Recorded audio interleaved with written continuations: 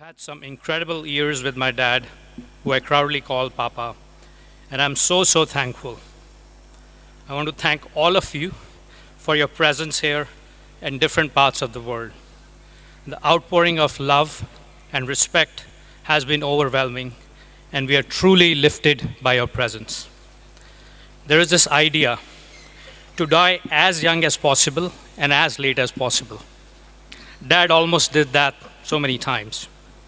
A product of a Punjabi family which lost everything in partition, started their life with nothing in Lajpat Nagar, a landing pad for many immigrants.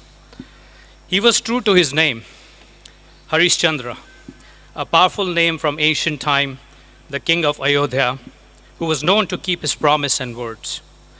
Dad never left the path of truthfulness, honesty, and integrity. See, if you look at history, all revolutions have always been started by a single man or woman.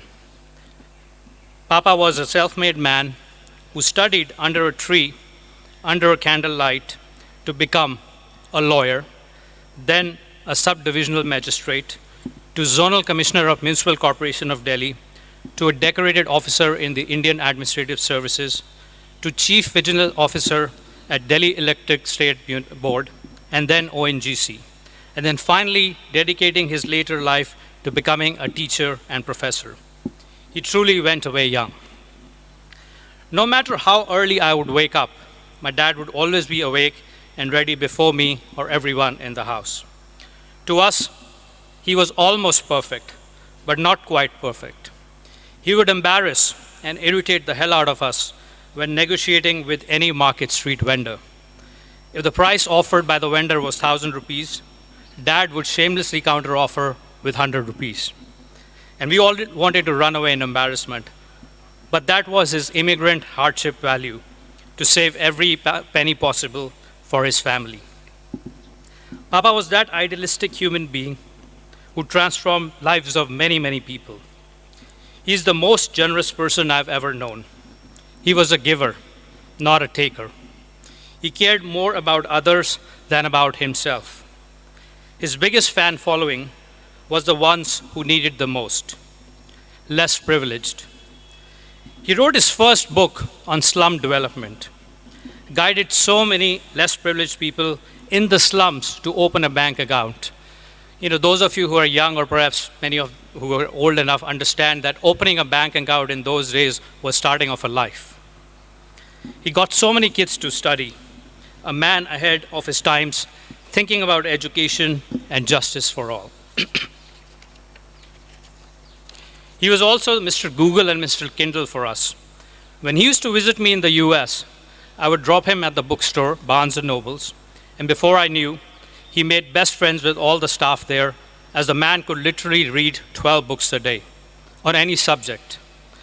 Mr. Google, you ask him about any topic, either he knows the answer, or he will read an entire book overnight and tell you the answer next morning.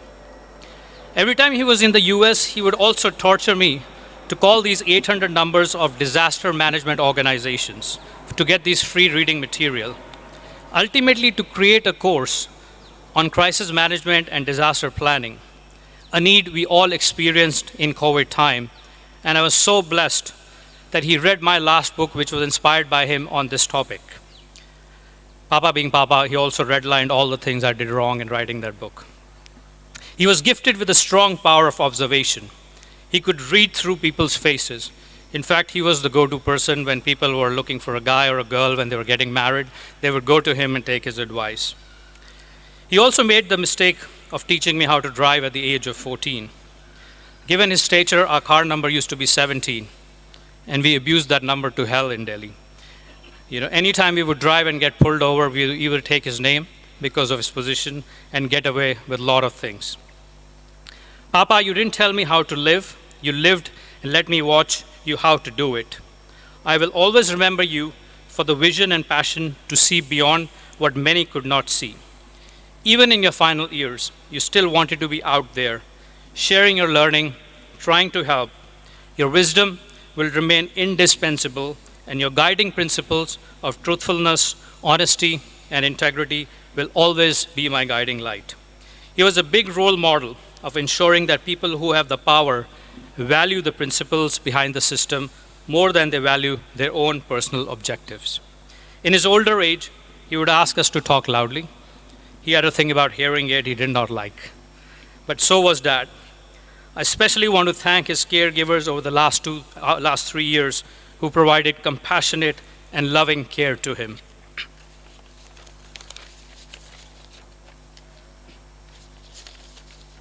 As a child, your dad signs for you so many times, but as you take over that responsibility, you start signing for them. It's just the significance of those signatures become different. My last signature was on his behalf on the 13th. As a school kid, I used to write letters to him when I got many bad marks. I used to get a lot of bad marks. And I would leave this letter under his pillow so he could read it and sign my report card and I can get on the bus next day. I feel blessed to have said goodbye to him on the 13th morning. While I could not leave a letter under his pillow, my last conversation with him was perhaps the most intense one. Not through words, not through a letter, but through his eyes. And we just talked with each other through our eyes. Papa, some part of me has gone with you forever, but part of you will stay in me forever.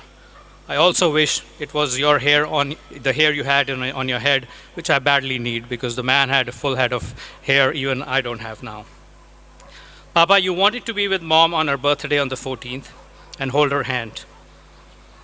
So I want to one of your favorite actor was Dev Sahib, and you loved this song. So I want to say goodbye in the physical world by playing this memory on your behalf, as you always used to talk about, मैं जिंदगी का साथ निभाता चला गया.